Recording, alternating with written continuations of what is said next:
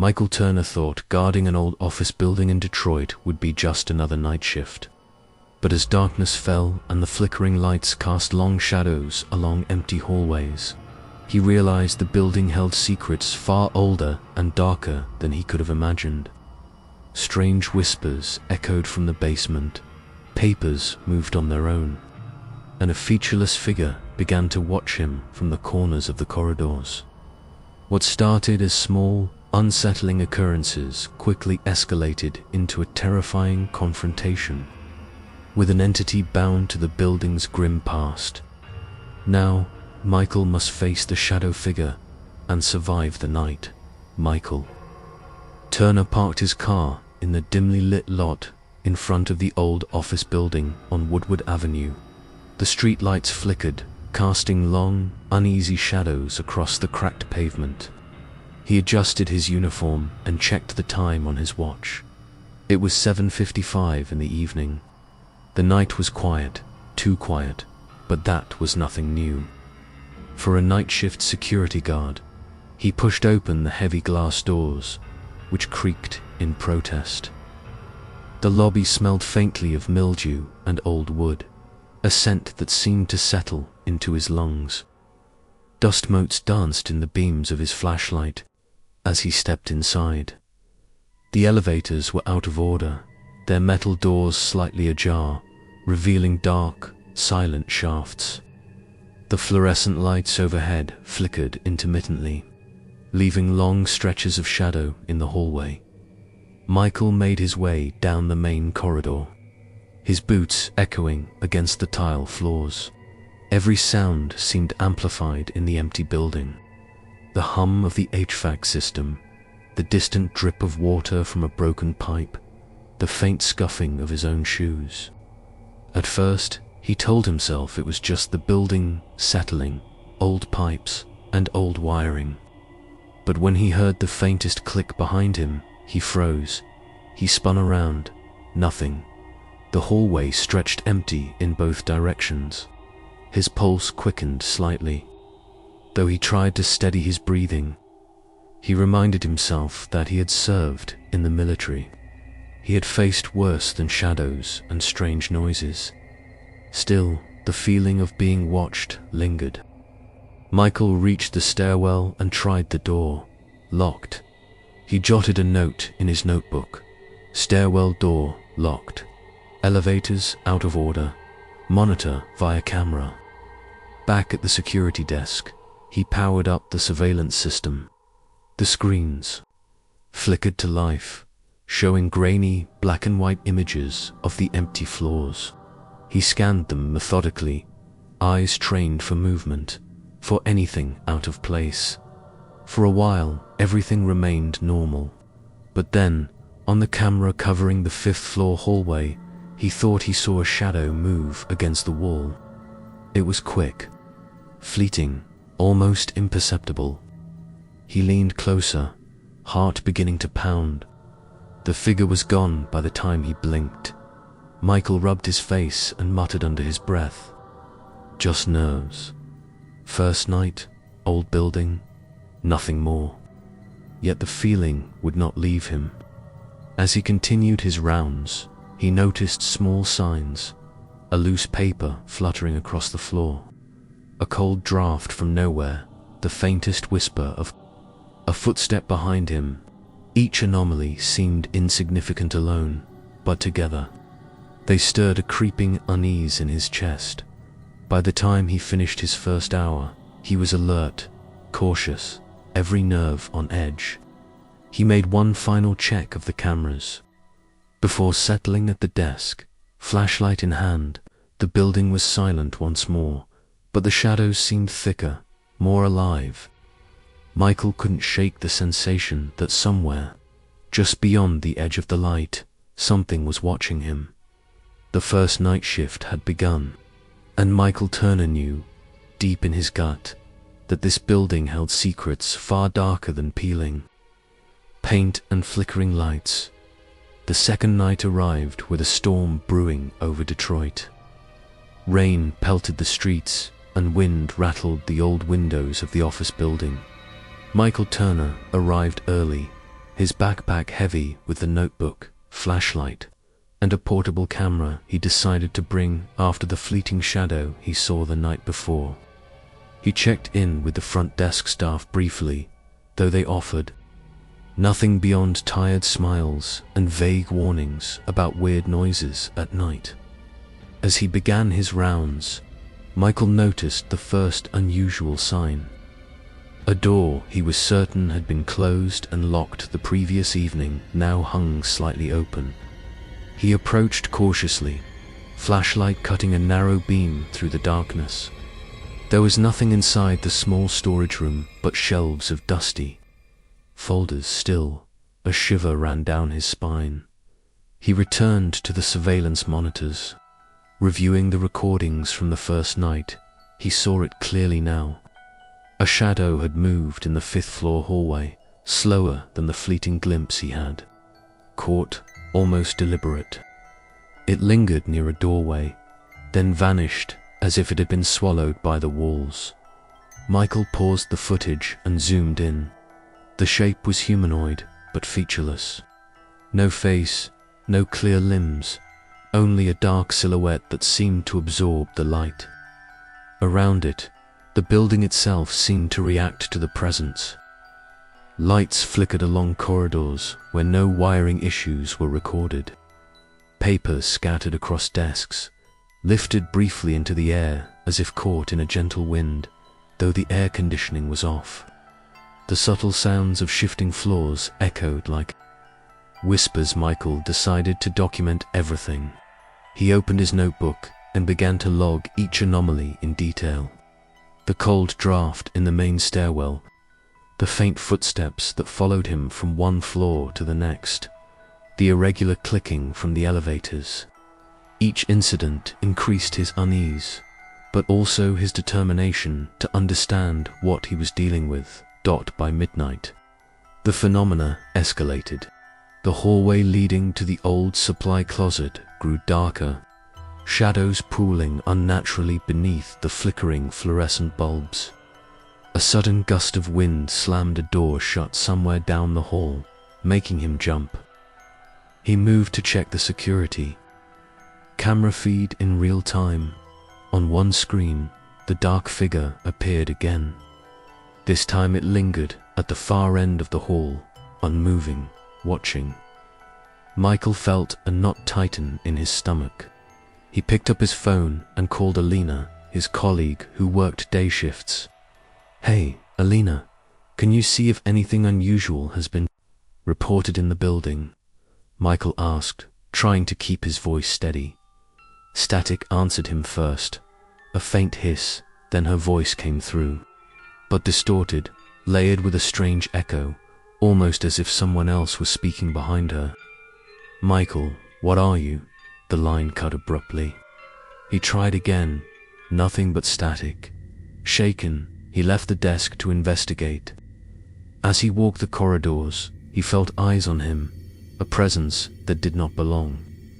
The hairs on the back of his neck stood straight up. Every creak of the floorboards sounded like a step following him. Each flicker of light seemed to elongate the shadows, making them pulse and shift. By the end of his shift, Michael was exhausted, his journal filled with sketches of the shadow, notes on the sounds, and observations about the odd behavior of the building. He locked the doors as best he could and left, rain soaking his coat, wind whipping through the empty streets. He knew one thing for certain: whatever haunted this building was no ordinary trespasser. The events of the night had crossed the boundary between the natural and the unexplainable, and it was only the beginning. Michael returned for his third night shift, feeling a growing sense of dread. The storm had passed, but the building retained a heavy, oppressive stillness. The wind outside whispered through broken window seals, carrying an eerie hum that seemed to echo from the hallways themselves. He tightened the strap of his backpack and stepped into the lobby. Flashlight in hand, camera ready, heart already racing. From the very first floor, he sensed it. a subtle shift in the air, a pressure that seemed to press against his chest. He paused, scanning the long corridor ahead. Shadows pooled unnaturally beneath the flickering lights, darker than any shadow he had seen before. His instincts screamed that something was there, waiting. Then he saw it. At the far end of the fifth-floor hallway, just beyond the reach of the dim light, a figure appeared. Humanoid, taller than a man, but featureless. No face, no discernible features, just an inky darkness that seemed to swallow the surrounding light. Michael froze, every muscle in his body taut. His mouth opened, but no sound came.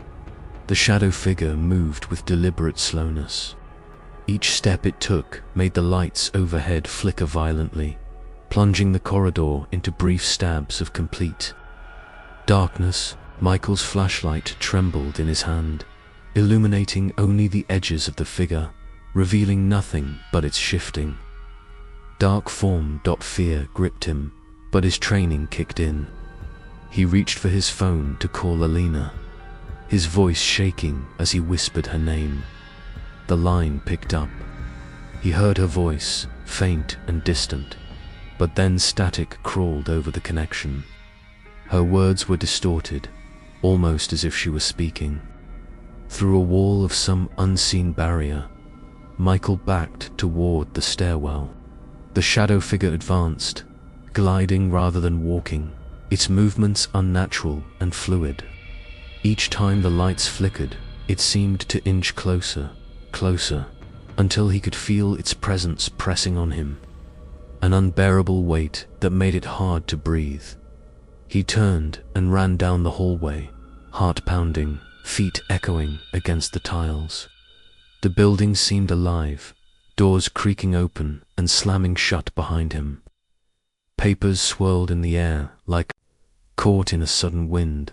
He reached the security desk, fumbling with the camera as if capturing the figure on tape could somehow protect him. The shadow figure paused just at the edge of the hallway, motionless, watching him. Michael held his breath, realizing that whatever it was intelligent, aware, and patient. It was not just haunting the building, it was hunting. Then, as suddenly as it had appeared, the figure vanished. The hallway fell silent, the light steadied, and the oppressive weight lifted. Michael sank into the chair at the security desk, shaking, sweat clinging to his skin. He stared at the monitor, reviewing the footage. There was no clear image of the figure, only a dark blur that seemed to pulse in the corner of the frame. He wrote in his journal with a trembling hand, "Saw it. First direct encounter, featureless, unnatural, watching." By the end of the night, Michael felt both terrified and determined. The shadow figure was real, and it was tied to the building. He knew he could no longer treat this as a routine night shift. The phenomenon was escalating, and he had no idea what would happen next. The following night, Michael returned to the building with a sense of unease, heavier than the previous evenings. He arrived early, rain had returned, drumming softly against the windows, and a thick fog clung to the streets of Detroit. Even before stepping inside, he could feel the building's presence pressing against him, an invisible weight that seemed to seep through the walls. Inside, the lobby was silent, but not normal silent. It was the kind of silence that made every creak of a floorboard sound amplified, every drip of water echo like a footstep. Michael's flashlight cut through the darkness as he began his rounds, each step measured, cautious. He moved past the stairwells, checking doors, noting the flickering lights above, the peeling paint on the walls, and the stale, musty air. It started subtly, a faint whisper from the basement, so soft that he almost dismissed it. He paused, holding his breath. Nothing. He continued, but the whispers returned, growing clearer, though still unintelligible. They seemed to move, following him. Echoing from the dark corners of the hallways, Michael set up a small audio recorder near the basement door, hoping to capture the sounds. As he reviewed the monitors, he noticed something strange. The figure from the previous night did not appear visually. Yet the cameras recorded an odd distortion, shadows that bent and shifted unnaturally, like the building itself was breathing.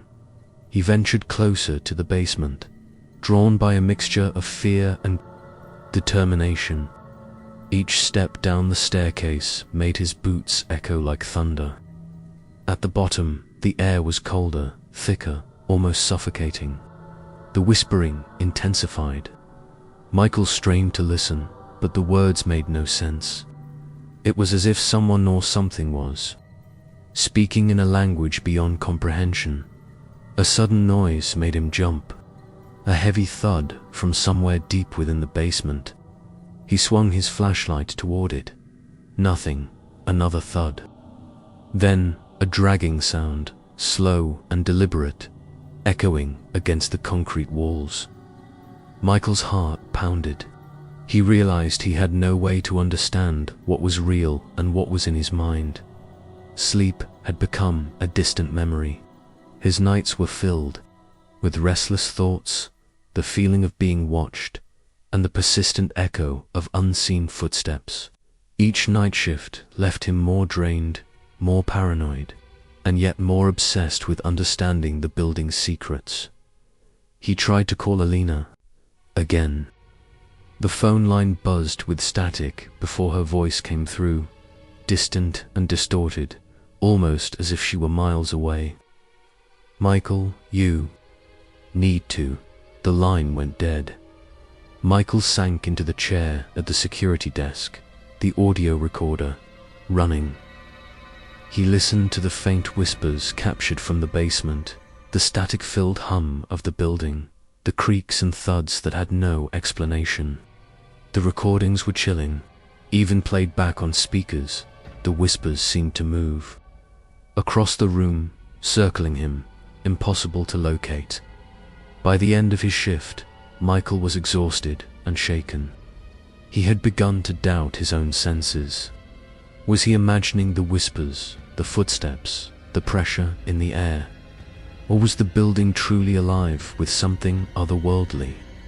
As he left, the hallway lights flickered violently one last time, and he felt a cold presence brush past him, like a shadow moving just out of reach. He shivered and muttered to himself, "This isn't just a building. It's something else, something alive." He knew one thing with certainty. The shadow figure was no longer the only manifestation. The building itself had begun to speak, in its own haunting language, and Michael Turner was trapped in the middle of its voice. Michael could no longer ignore the growing terror that seemed to dwell within the old office building. The strange sounds, the shadows, the feeling of being watched, everything pointed to something far older and darker than he had imagined. He decided it was time to dig deeper. During the day, he scoured local archives and public records at the Detroit Historical Library. He uncovered the building's long-forgotten past. Constructed in the 1930s, it had once served as a small municipal morgue. Corpses were stored in the basement, embalmed and catalogued before burial or transfer. Staff accounts mention strict night protocols and a series of mysterious accidents among the night attendants. Michael felt a chill crawl up his spine as he read the reports of security guards who had died under unexplained circumstances. Some vanished entirely, never seen again, while others succumbed to inexplicable illnesses and madness. He found references to journals and logs from the previous night guards, many of which were later donated to the Historical Society. One journal, written in careful handwriting, described strange lights in the basement, whispers that seemed to move with purpose, and an entity the author referred to only as the Watcher.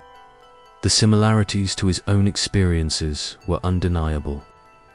Michael's hands trembled as he copied notes, feeling a direct link between the past and his own nights in the building. Returning to the office building that evening, Michael felt a new weight pressing upon him. He explored the basement more thoroughly, flashlight cutting swaths through the thick darkness. The air was cold and damp, carrying the faint metallic temps of rust and decay. His steps echoed, mingling with the whispers that seemed to rise from the floor itself. He noticed strange markings on the walls, faint scratches and smudges, some resembling old tally marks, others unintelligible symbols. He realized that each night guard before him must have left warnings or records of their encounters. Hidden in the margins of walls and floors, Michael took out his camera and began recording everything, documenting the distorted shadows and the strange architecture of the basement. Every now and then, he caught glimpses of movement at the edge of the light. The shadow figure, he realized, was drawn to this place. It wasn't random. It had history, and it was tethered to the building's dark past. He felt the oppressive presence again, colder than ever, pressing down on him. A whisper echoed in his mind, almost intelligible this time. Leave, before it claims you. The sound was barely more than a vibration against his skull, yet it made his blood run cold. Michael stepped back, brushing his hand against the damp wall, feeling the grooves left by those before him. He realized with a sinking heart that he was not the first to witness the terror, and he would not be the last if he stayed. The building's history was a warning, a blueprint for the horrors that unfolded each night. As he ascended from the basement, he felt the weight of the past settle heavily upon his shoulders. The shadow figure was more than a ghost. It was the embodiment of the building's dark memory, and it was patient, waiting for the next night guard to confront it. Michael returned to the security desk, heart pounding, mind racing. He knew he had to prepare, not just to survive the night, but to understand the entity that had haunted the building for decades. The past and present had collided, and he was standing in the middle of its consequences. Michael returned to the building with a sense of grim determination. After researching the building's dark past, he knew he could no longer ignore what haunted the halls. He arrived early, flashlight and camera in hand, and carried a small kit of items he hoped would provide some measure of protection. A stronger flashlight, spare batteries, and even a bundle of incense, something he remembered reading that previous guards had used to keep the spirits at bay. From the moment he stepped inside, the air felt different, thick, heavy, almost alive. The shadows seemed to shift and stretch, as if aware of his every movement. Every step down the hallway echoed unnaturally, bouncing back at him with subtle whispers layered beneath the sound. Michael's heartbeat quickened, but he pressed on, moving toward the area where the shadow figure had appeared before. It happened suddenly. The lights flickered violently and then cut out completely. Darkness swallowed the hallway. Michael's flashlight illuminated only a narrow cone, revealing nothing at first. And then he saw it. The shadow figure emerged from the darkness, larger than before, featureless, its black form absorbing all light around it. The temperature dropped sharply, and Michael felt a biting cold on his skin, as though the air itself had turned against him. The presence was overwhelming, pressing into his chest, making it difficult to breathe. He froze, unable to tear his eyes away from the shifting darkness. For the first time, the shadow figure moved with intention toward him. The lights in the hallway flickered with each step it took, casting grotesque, dancing shadows on the walls. Michael's mind raced, but he forced himself to remain calm, reaching for the camera to document what was happening. Every instinct screamed to run, yet he knew he needed evidence. The entity stopped just a few feet away, hovering as if studying him. Then a whisper, clearer than ever, penetrated his mind, a voice like distant wind through a graveyard, distorted and hollow. "You should leave." Michael's hands shook as he lit the incense, waving it toward the figure. The smoke curled and twisted unnaturally around the shadow, but it did not retreat. The pressure intensified, a tangible force that pressed against his body. The smell of decay rose, and the whispers multiplied, layering upon each other until they became a deafening roar in his mind. He stepped back, using the flashlight to illuminate the figure fully.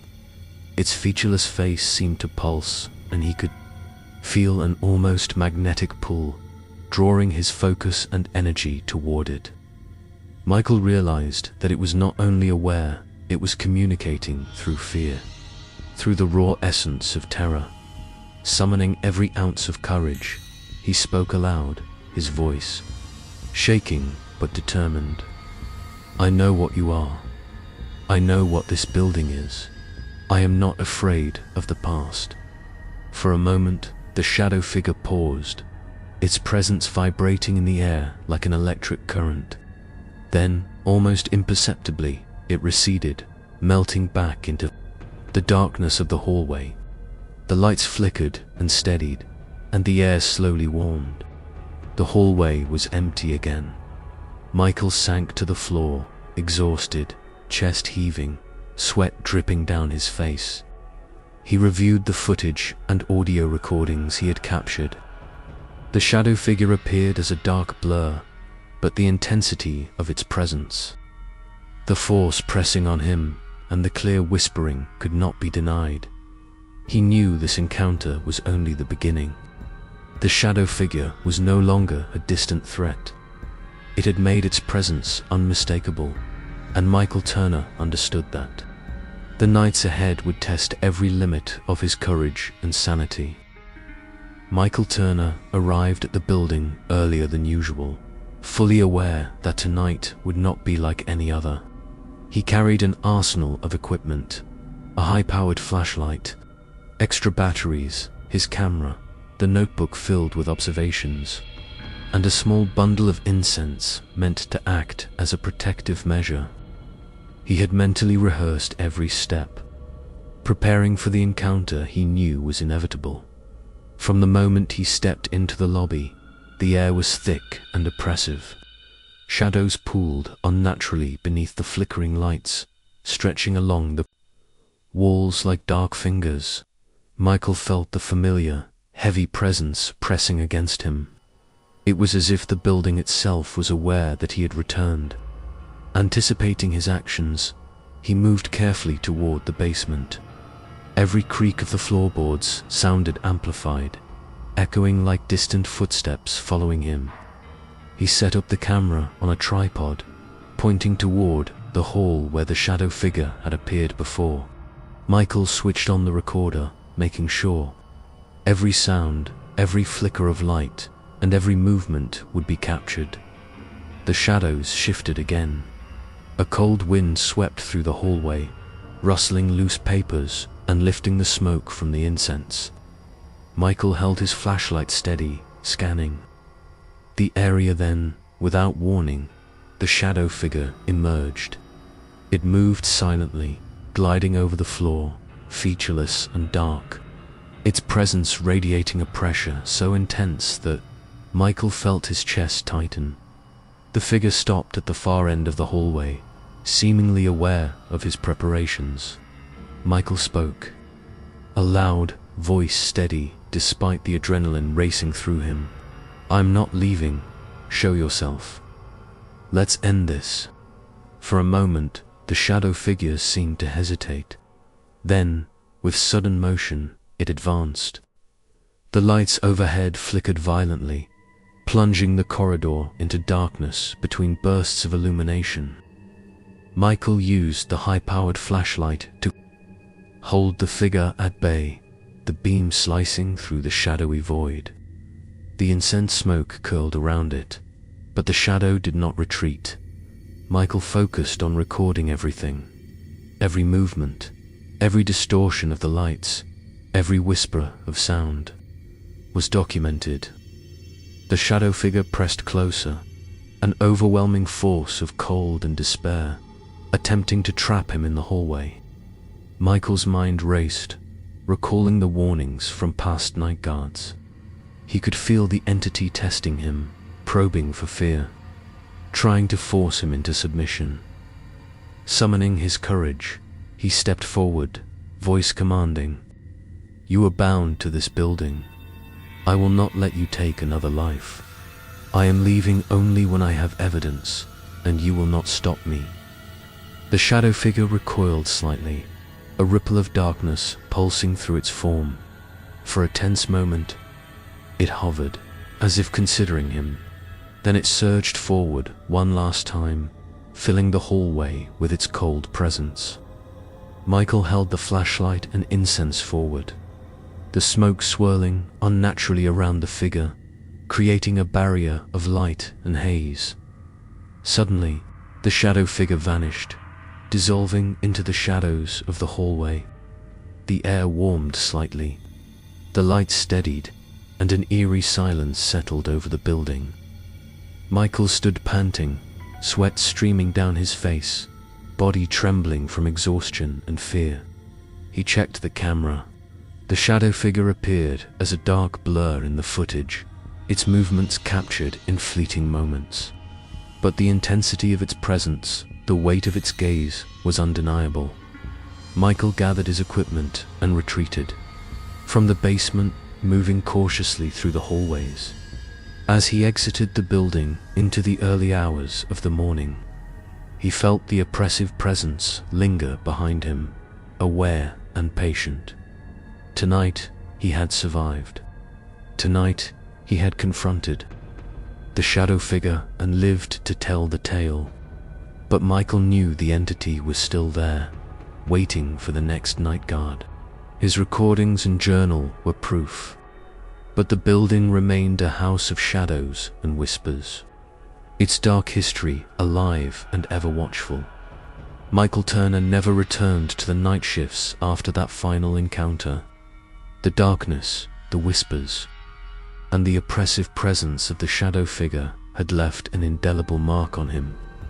He transferred to a day shift security position at a different building, but even in broad daylight, he felt the lingering weight of what he had experienced. He meticulously organized his journal, reviewing every entry, every sketch, and every observation. The camera footage was saved, edited carefully, documenting the shadows, the whispers, and the brief appearances of the shadow figure. Michael realized that his records were more than personal survival notes. They were a warning for anyone who might come after him at the office. His colleague, Alina, noticed a change in him. Michael no longer spoke casually about the building, or the events that had transpired. When she asked if he was all right, he only nodded, a shadow of his former calm, carrying the quiet knowledge of something dark and patient. Back at the building on Woodward Avenue, the lights continued to flicker. The halls remained silent to the casual observer, but the air in the corridors was thick, heavy, and waiting. Shadows moved at the edges of the camera's vision, and the faint whispers persisted. A message in a language only the building and the shadow figure understood. Months later, Michael shared his journal and footage with a few trusted colleagues, those who had worked night shifts before. They read in silence, the gravity of his experiences sinking in. Tales of the Night Watcher began to circulate quietly among the security staff, becoming a part of the building's growing legend. Yet, no matter the stories, no matter the warnings, the shadow figure remained, patient, featureless, watching, waiting. Every empty hallway, every flickering light, every soft whisper carried a message to the next night guard. The building was alive, and it did not forgive trespassers. Easily Michael would never return to the building. But the shadow figure waited, as it had waited for decades, for the next person to step into its halls and witness the darkness lurking just beyond the light. And somewhere, in the silence between the flickers of the lights, the whisper returned, chillingly clear. You cannot stay forever. We will meet again. Thank you for following.